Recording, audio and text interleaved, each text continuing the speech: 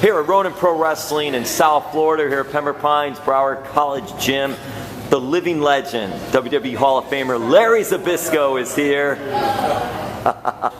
And Larry, what's it like for you? You're down here in South Florida, you get to be a part of this Ronin show. Just what's it like being involved with something like this?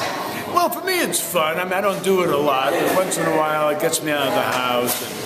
And it's fun to meet the fans. You know, at these kind of shows, you have a chance to get up close and personal. You know, whether you're watching the matches up close or getting to meet guys like me or Steamboat or other guys. So, you know, it's kind of a good energy, you know, to look at people's faces, and it's like they saw Bugs Bunny, and so it's fun, you know, once in a while getting out. Larry, what was it like for you being inducted into the Hall of Fame and your involvement off and on with WWE now? Oh, well, the Hall of Fame, you know, it was really a moment I'll never forget, and I can't even explain it. But when I walked out, you know, the idea I had in my mind of what I was going to say had nothing to do with what I said. I went into a different dimension out there. I remember looking at, you know, there was people I knew for years, and I remember going off, and I don't remember a thing I said. The next thing I knew, I was going off, and Arnold was grabbing me saying, "That was the greatest speech I ever heard." And Vince grabbed me and said, "You were in the moment, that's what I wanted." And I went blank. I didn't remember what I said. I mean, I'm talking about going into a different dimension. And whoever was talking through my body was out here. It was really an experience. It was cool. And also now your involvement, the WWE Performance Center is near where you are up in Orlando. Well, what's it like for you having some involvement off and on with that? Well, it's fun, you know, and you get emotionally involved because you see these young people, and they all got the same dream I had. And they all know nothing yet. But they want to learn. So, I mean, so now I'm getting a chance because it's so close, and the NXT's film right there.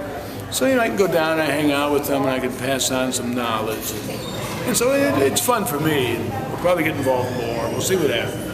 That knowledge, I have to go back to Shea Stadium. Huge. I mean, now we see the WrestleManias and the crowds they're drawing, but at that time, back in the 70s, you and Bruno Sammartino had the main event at Shea Stadium, drew a record number crowd. What was it like for you being involved in that and seeing the type of crowd attendance that it drew? Well, back then, I mean, you know, before, you know, the nationwide TV, it was just a territory. And back then, too, wrestling had that kind of stigma where you never heard about it on the news. When they talked about sports, you never talked about wrestling. And that particular feud with me and Bruno at that time, and we didn't realize it at the time, but the world was about to change. And that feud got so big and hot, people freaked out. I mean, it was so big, the Garden couldn't hold enough people.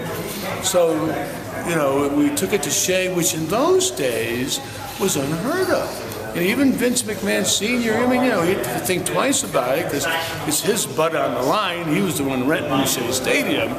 So if it bombed, I walked away and he, you know, went off to the poorhouse.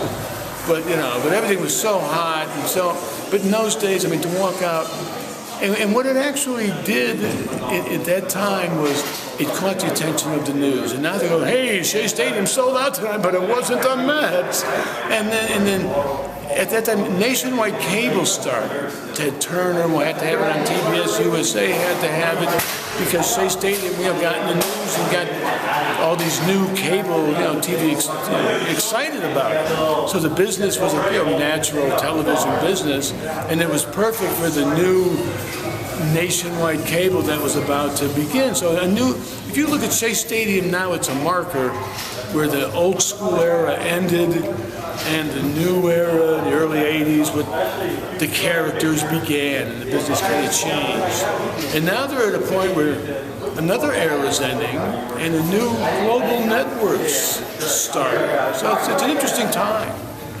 Larry, thank you so much for sharing some memories, and congratulations on all your success. Well, thank you very much. And thanks for still being here. And good luck on the golf courses, too. Thank you.